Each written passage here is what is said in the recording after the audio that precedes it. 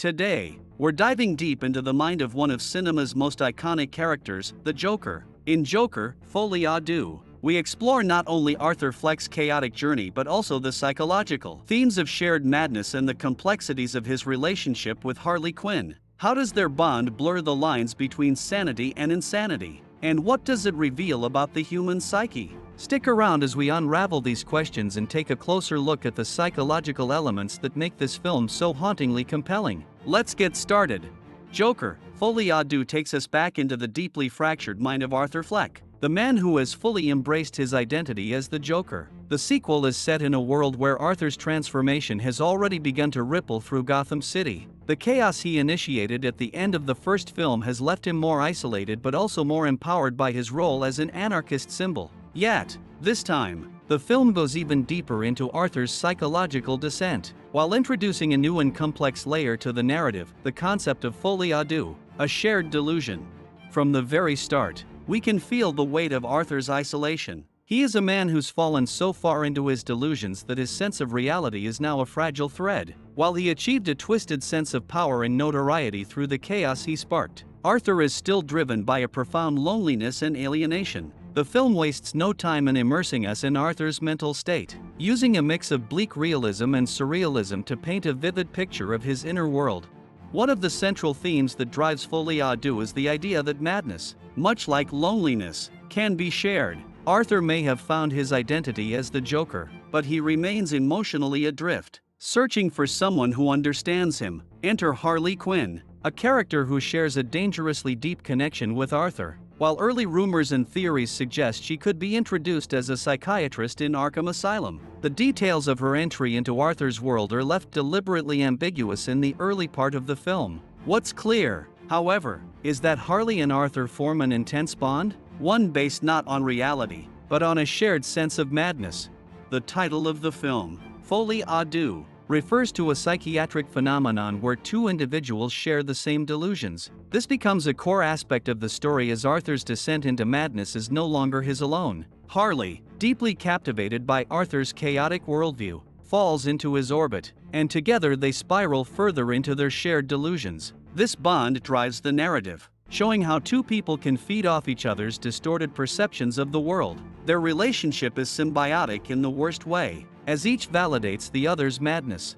In many ways, Joker 2 is a study of how isolation can lead to distorted reality. Arthur's increasing detachment from the world around him allows his inner fantasies to grow unchecked, and once Harley steps into his life, those fantasies become even more extreme, because now, for the first time, Arthur isn't alone in them. Harley's presence not only deepens Arthur's delusion but also gives it a sense of legitimacy in his mind. She sees him as he wants to be seen, not as a broken man, but as a symbol of rebellion, someone who has transcended the rules of society.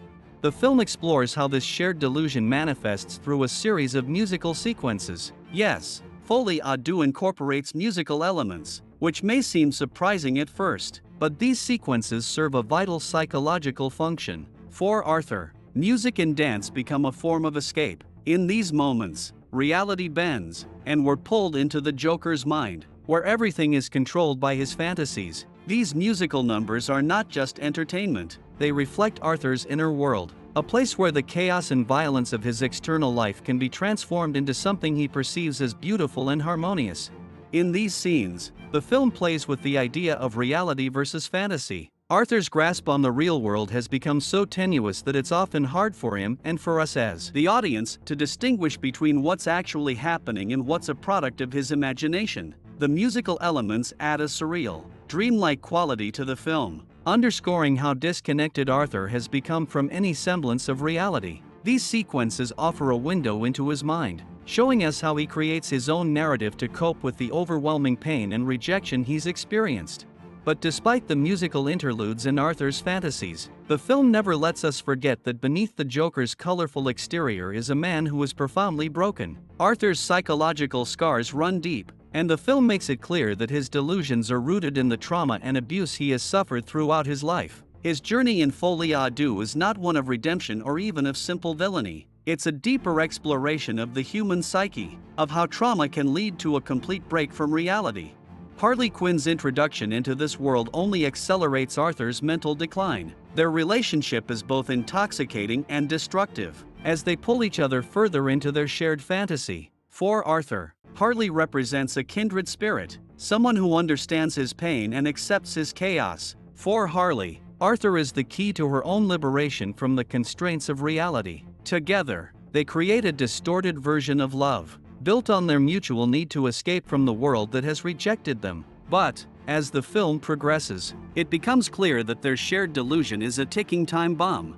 What makes Folie à Deux so compelling is that it doesn't just focus on Arthur's madness, it also examines how easily others can be pulled into it. The film raises questions about the nature of reality and how fragile it can be, especially for those who feel marginalized or forgotten. Arthur and Harley's shared delusion is not just a personal tragedy, it reflects a broader societal breakdown, where the lines between right and wrong, sanity and insanity, become increasingly blurred.